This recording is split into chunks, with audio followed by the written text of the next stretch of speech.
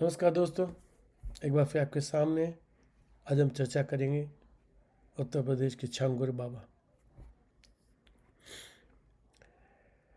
छांगुर बाबा के बारे में कुछ चर्चा कुछ करें उसके पहले आपसे निवेदन है कि आप मेरे चैनल को सब्सक्राइब कीजिए, लाइक कीजिए, शेयर कीजिए, फॉरवर्ड कीजिए। इससे हमको बहुत बल मिलता है, उत्साह मिलता है, अधिक से अधिक बात करने का उत्साह होता है, नए विषय पर चर्चा करने के लिए बहुत अच्छा बल मिलता है हमको। तो आगे चलते हैं इस विषय पर। छांगुर बाबा अभी कोई नई बात नहीं है, कोई नई घटना नहीं है। घटना यही नहीं है कि ये बाहर आए, आश्चर्य कि इतने सालों तक बाहर नहीं आए। और मैं कहता हूँ कि भारत के कोने कोने में छांगुर बाबाओं की कमी नहीं है। किसी न किसी प्रकार से, किसी किसी रूप से छांगुर बाबा जैसे कई लोग हैं जो इस तरह का धर्म परिवर्तन करने के लिए बाध्य करते हैं, प्रलोभन देते हैं, तरह तरह की घटनाएं होती रहती। इसमें अगर छांगुर बाबा मुस्लिम नहीं है किस देश के किसी कोने में, तो वहाँ ईसाई मिशनरीज है। यानी कि इन दो तत्वों के कोई कमी नहीं है, चाहे मुस्लिम मिशनरी हो। मुस्लिम मिशनरी में अधिकतर ये गजवाई हिंद का उनका जो लक्ष्य है, और ईसाई मिशनरी ये देश के कोने कोने में, गांव गांव में फैले हुए हैं। और इक्का दुक्का उनका लक्ष्य ये नहीं है अब कि एक साथ एक गांव को कन्वर्ट कर दिया, वो ऐसा नहीं चाहते। वो छोटा छोटा चाहते, छोटा सा धीमे धीमे कर रहे ताकि किसी को पता भी नहीं चले।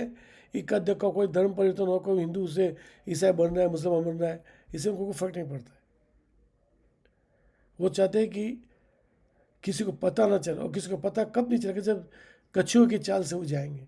उनका लक्ष्य 2047 का है, मुस्लिम गजवाइन का। और ईसाई मिशनरीज का भी कुछ इस तरह का लक्ष्य है कि कैसे भारत को ईसाई राष्ट्र में बदला जाए। ये दो तत्व हैं, ये दो पक्ष हैं जो विदेशी फंडिंग पर निर्भर है।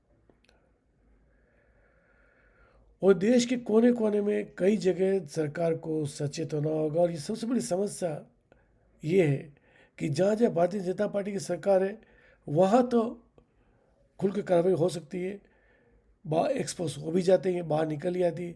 मगर जहाँ पर भारतीय जनता पार्टी की सरकार नहीं है, वहाँ पर उनको सरकार से परोक्ष रूप से, अप्रत्यक्ष रूप से समर्थन ही मिलता है। जैसे तमिलनाडु में आप जाएंगे तो वहाँ मिशनरीज को और गजवाइन के लोगों को तमिलनाडु की स्टालिन की सरकार चुपचाप समर्थन करती है, साथ देती है। अगर उनके ऊपर कुछ बोला जाए तो वो कानूनी अड़चन ला के खड़ा कर देते। उसी तरह कर्नाटक में जाए तो वहाँ के तो मंत्री कई बार बोल चुके, हिंदू विरोधी बयान दे चुके, तो वो भी इसी तरह, क्योंकि वहाँ पे कांग्रेस की सरकार है, तो वहाँ पर इन दो मिशनरीज को कोई तकलीफ नहीं होगी, वो बेरोक काम कर सकते हैं और कर रहे हैं।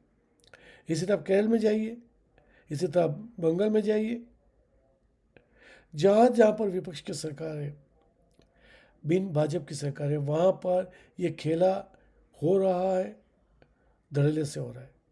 उसको रोकने वाला कोई नहीं है जब तक कि वहाँ सरकार न बदले। इसलिए अब जनता को सचेत होना होगा, जनता को, क्योंकि कई चीज़ें ऐसी होती है जो हमारे सामने होती है मगर हम ध्यान नहीं देते। ठीक है, ये हो गया, वो हो गई, ये हो गया, मगर उसके पीछे जो सुनियोजित साजिश चल रही है उस पर हम ध्यान नहीं देते। हम सब ठीक है, इक्का दुक्की घटना है, एक गांव में कोई अगर मुसलमान बन गया, कोई ईसाई बन गया, उसको पैसा मिला, उसको ये, उसकी गरीबी दूर हो गई, तो क्या फ़र्क पड़ता है। हम इस तरह की बातों में उलझ जाते हैं और वो बात छोड़ देते हैं। मगर जो ऑर्गेनाइज क्राइम है जो ये, उसके ऊपर ध्यान नहीं देते। कैसे किसी गांव में, जैसे बांसवाड़ा की बात करूं मैं, शहर से बाहर जाओ तो मुझे दो तीन चर्च दिखी। मैं कहा कि यहाँ कहाँ दो तीन चर्च, यहाँ तो ईसाई है ही नहीं, तो गांव में चर्च की क्या जरूरत है, कैसे आ गई।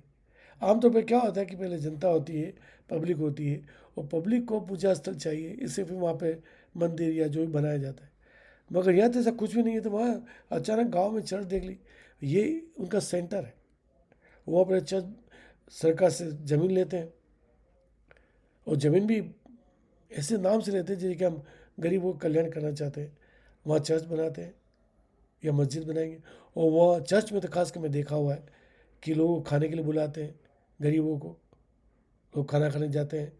एक बार धीमे धीमे खाना, रोज़ खाना मिला, रोज़ खाना खाया, फिर धीमे धीमे उन्हें प्रभावित किया जाता है, और वो भी इस उसमें आ जाते हैं, कर्ज में आ जाते हैं कि हमको खाना खिला रहे, तो हमको उनकी बात माननी चाहिए। तो धीमे धीमे इस प्रकार वो अपना धर्म परिवर्तन कर लेते हैं। ये जाल है, पूरे भारत में फैला हुआ है, और इससे सरकार को बहुत ही एक्टिव रूप से, सरकार को कुछ एक्टिव होकर इस तरह के कार्य को रोकना होगा, खोजना होगा कि कौन इसके पीछे है, उन्हें दंडित करना होगा। वरना जो स्थिति आज हम देख रहे हैं बहुत ही भयानक स्थिति है। आगे चलकर क्या होगा कुछ पता नहीं। हम लोग पढ़ाने में, बच्चों को पढ़ाने में, पढ़ने में उसी में रह जाते हैं, नौकरी वगैरह, कमाना, मकान बनाना, सब उसके चक्कर में पड़े रह जाते हैं, और हमें ज़मीन के नीचे, पैरों के नीचे से ज़मीन खिसक रही है। इसलिए ये काम ऐसा है, सरकार खुलकर अगर न भी कर सकता, सरकार कानूनी कार्रवाई कर सकती है, मगर उससे ज़्यादा सरकार फंडिंग नहीं कर सकती हिंदुओं को।